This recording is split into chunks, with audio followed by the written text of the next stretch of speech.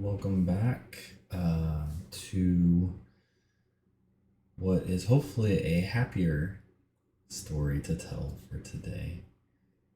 Um, I know it's never easy talking about like anything personal or stuff that really hits close to home. And I know that talking about suicidal attempts or even just thinking about it is a very difficult subject. So, for today's episode, I want to talk about that time of happiness and joy that I found. it's it's a complicated feeling because not only did I essentially alienate everyone in my life who was close to me, but I had to start my whole life over. And if you are advanced in age, that can become quite a difficult thing to do. I'm not saying I'm old, but I'm not young either, and I have an established career and kids, and I had my own life basically. So today we will talk about my journey into realizing that I was transgender. And I'll try to keep the episodes shorter. I know that not everybody wants to sit down for a 30-minute episode, so if I feel like it's getting a little too long, I might split them. But I really like trying to do it all in one go. So after, the last episode and talking about the attempts that I made to try and take my own life, I mentioned that I had kind of I wouldn't call it a peace, but I didn't have the feelings anymore of that I needed to not be here. And so I kind of started doing some more reflection on myself. I spoke to my psychiatrist and my therapist, and they were very supportive. They were wanting me to get the help that I needed, which was from them essentially. And I was basically challenged with that initial question. And if you look at episode 1, you know what that question is. Who am I? I had no idea going into all those therapy sessions that I would actually find the answer to that. Because it is a very deep question. To ask yourself, who am I? You have to really understand your motivations in life and what you want to do with the time that you have. At that time, when I initially started, I didn't have any motivations. I just felt like I was going through the motions. I was living out my life just to live it. Not really any enjoyment, because that was being taken away from me in various ways. So as I did this reflection, I started looking for resources about how I identified myself, because ultimately that was kind of where I was being funneled into with my thinking. I knew who I was in my professional life. I was a nurse. I took care of people. I advocated for them, and I wanted them to have good and positive outcomes for their own health. That's just kind of ingrained into our DNA as nurses. But who was I personally? If somebody were to come up on the street and ask me, what kind of person are you? I don't think I would have had an answer for them, because I would have sat there trying to think about it, and I had never really put much thought into it. So, as I started looking for resources and started looking for things that I could identify with, things that really made sense to me, that's when I discovered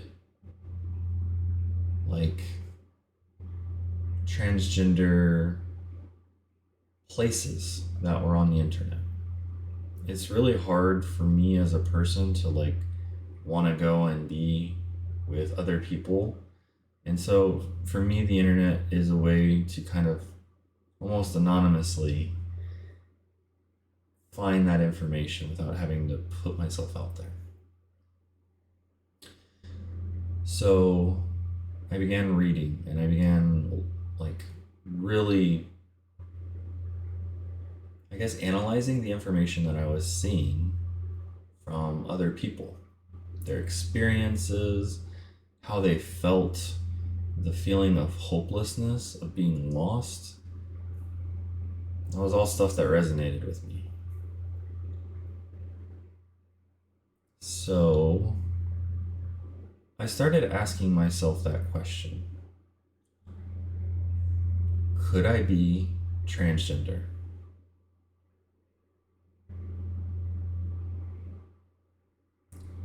At that time, I had already bought my first dress. I really hadn't done too much past that. I enjoyed it, but did I enjoy it because it was me, or did I enjoy it because it was just something new that I had never done in my life? And it was like that feeling of danger and nervous excitement that I was dressing up as the opposite gender. Those are the questions that I had to ask, because if I didn't have an answer for that, I couldn't definitively say whether I was transgender or not. And I kept asking myself that question every day because I wanted an answer. I'm a very impatient person by nature. And so if I had not asked myself that question, I would have forgotten about it and just, well, maybe it's not for me. Maybe I was just overthinking everything, and I'm actually just a normal male human who just has really bad gender envy. I found out it wasn't that because I would put on that one dress I got from Goodwill, and it made me feel whole. I felt beautiful, even though I had a hard time associating my body, like what I present as, in feminine clothing. It was when I realized that I did actually have a dysphoria. I just never really knew that it was there, didn't know what to call that feeling. And I started thinking more, because obviously that meant a lot to me. For me to dress up and feel confident in my own body and in my own skin was huge. I had never felt that before. And so when I would think to past moments in my childhood, I wasn't necessarily a very masculine child, but I also wasn't a very feminine child. But I found that if I evaluated myself, I could see moments in my past that kind of clued me in to I wasn't who I was born as.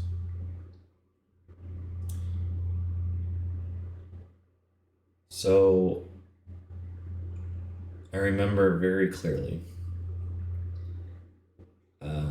because at this time I still was only out as pansexual. And so I had a cruise booked with my ex because, we just needed to get time away. It was going to be a fun little trip, even though we knew our marriage was dissolving. We both were in agreement that it would be, best for both of us to go and just kind of relax for a week. And it was, until the very last day, when over dinner, I looked her in the eye and I told her I might be trans. And the feeling that I got back was, I was okay with you identifying as pansexual. I'm not okay with you changing your gender.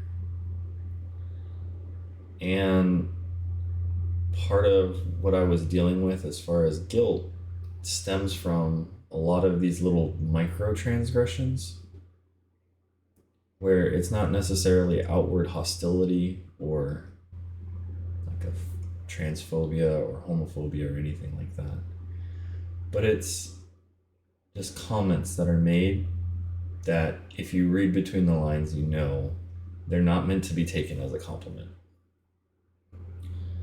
So I remember we finished dinner, hardly talking now because I had completely ruined it. And we walked out and she looked at me, and I'll never forget the words that she told me.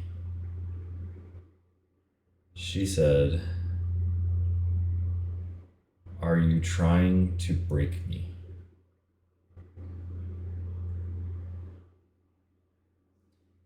For me, it's hard to hear something like that because I carry guilt. I carry a lot of guilt. But for someone that you were so close with to look at you and to say, "Why are you doing this to me?" without any consideration to my own feelings. Because remember, at this point, I was denying myself for the benefit or supposed benefit of everyone else that was in my influence. And she just stormed off after that. I just stood there alone on the deck and I thought about it.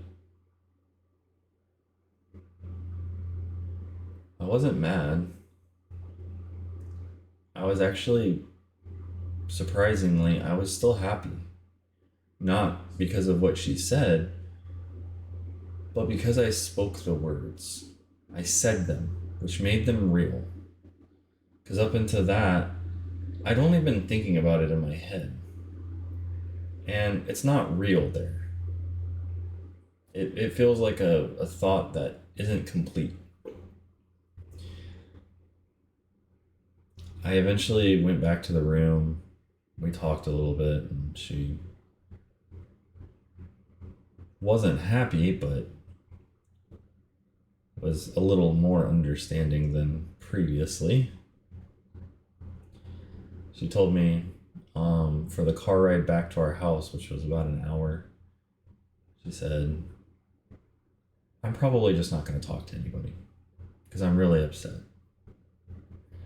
I was like, "Okay, I understand that."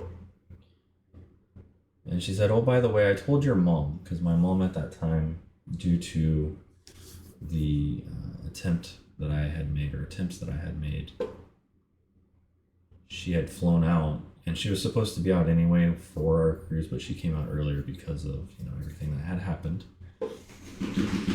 And she told me, "Yeah, I went ahead and told your mom," with no consideration to me or giving me that power, which becomes a ongoing theme in my life so far. I said, "Okay." I wasn't going to be upset. I wasn't going to allow myself to get upset because I was starting to feel the early stages of happiness.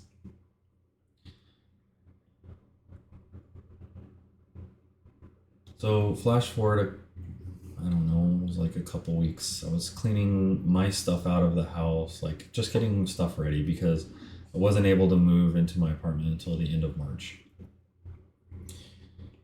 And I forget exactly what I was doing. I was upstairs. I think I was moving my Lego collection or something. And she came up there because it was upstairs, and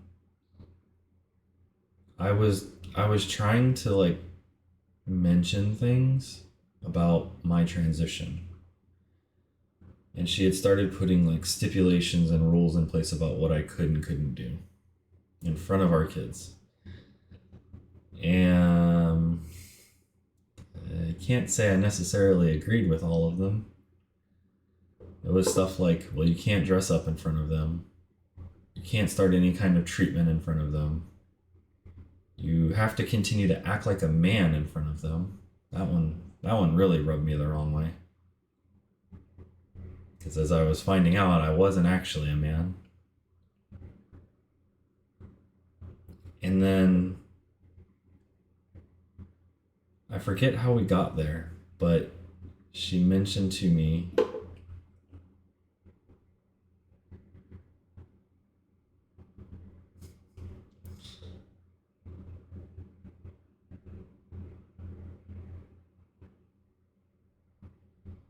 do you think having breasts makes you a woman? Because I had started my hormone replacement therapy. I was taking estrogen and spironolactone. And I don't know if she knew that or not, but for her to say something like that to me, that hurt. If you are transgender and somebody has ever said something similar like that to you, I don't know how anybody else felt, but I felt like I was being minimized. My own thoughts didn't matter. My own feelings didn't matter. My own happiness didn't matter. I was supposed to just be miserable for the rest of my life, apparently. I didn't say anything back to her. I just, whenever I get really mad, I just kind of shut down. And so I just kind of ignored her for the rest of the day. Just kept cleaning, kept getting my stuff together. When I went back downstairs and she was there, she asked me, "Are you mad at me?" If you're in any kind of normal relationship and someone asks you that question, we all know it's a loaded question, right? You don't typically answer that question. But I did. I told her, "I'm not mad at you. I just want you to consider my feelings too." Because I felt like if I was going to expose my own self with emotions and feelings to this person, I expect that to be reciprocated. And I never really felt like it was. Like it was my job to do that. That's what I felt like. But I decided I wasn't going to let anyone have power over me. I wasn't going to let anybody make decisions for me. I wasn't going to let anybody tell me what I could or could not do. Because at the end of the day, this is my life, and I should be able to affect my life the way I want to. We already have so little power in this world over a lot of things. I wasn't going to let a person stop me from finding myself. To this day, I still can't even talk about transitioning in front of her because I almost feel like I'm just going to get made fun of for the feelings. And I won't say it's right, I won't say it's wrong, because honestly, I don't have any ill will towards her. At the same time, I'm not going to tolerate someone belittling me as a person.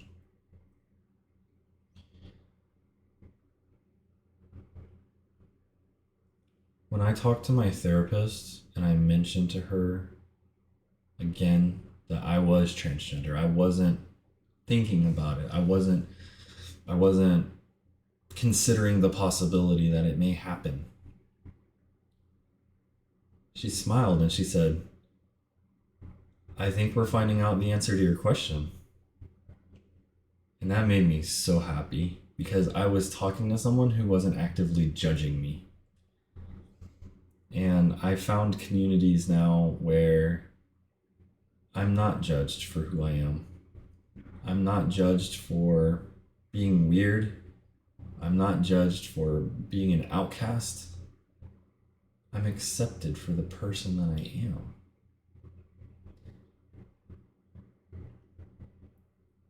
It's not a very dramatic resolution to everything. And even now, I'm still experiencing and seeing new things that I have never experienced before. I'm on my own. I'm having to provide for myself now while also still providing for my children. I'm having to be that person who manages themselves. And I don't hate it. Like, it can get, it can wear you down, sure. But I'm in control of myself. I'm in control of my destiny, and I'm in control of the decisions that I'm able to make. There's still so much that I want to do in my journey. I want to do, vocal feminization training, which I hopefully will be able to start that. And I also want to do like a facial feminization surgery where I can kind of mold myself into a way that not the world accepting me, but me being more accepting of myself. And eventually, I would like to get what we call bottom surgery, which I won't go into detail. You can search that yourself. Be very warned that there are some not safe for work things if you do that. But that is also something else that I'm considering. Because I need to erase the person that I was and be the person that I was supposed to be. It's not easy to say something like that, and that's my feelings. I can't speak for everyone else who's going through transitioning either male to female or female to male. But that's how I feel. There are people that do not require any kind of surgery, do not require any kind of hormone therapy. They just know that they're not the gender that they had been born as. And that's great. They are just as valid as anything or anyone else.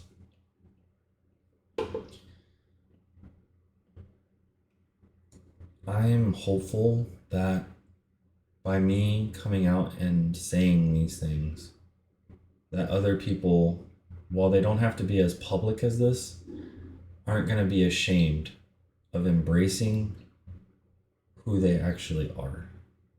Because it caused me so much unhappiness for so long, and I really thought that I would never find any kind of just satisfaction from anything. And yet here I am. I'm smiling. I'm doing things that I never thought I would do. All because I looked inside myself and asked that question. Who am I? Who I am is Morgan.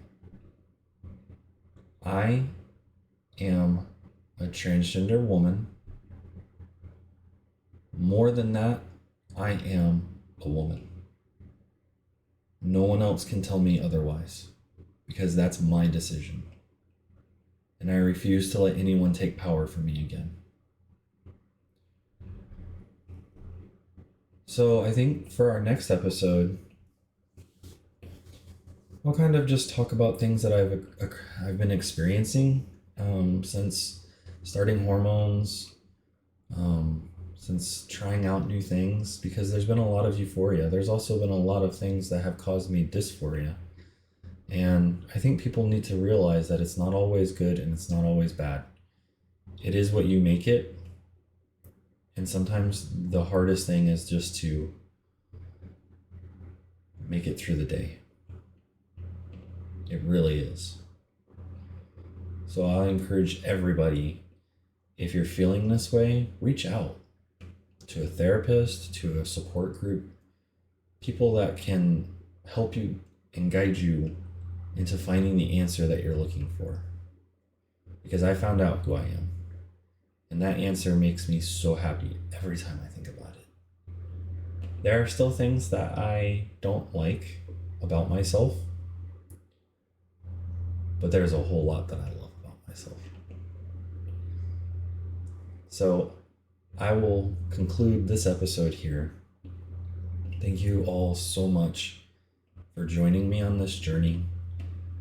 I hope that in some small way I can affect you, because I know that all the people that have been in my life have affected me in one way or another. Thank you so much for watching. I will see you again soon, and I love you. I love each other. It's the best thing we can do. See you later.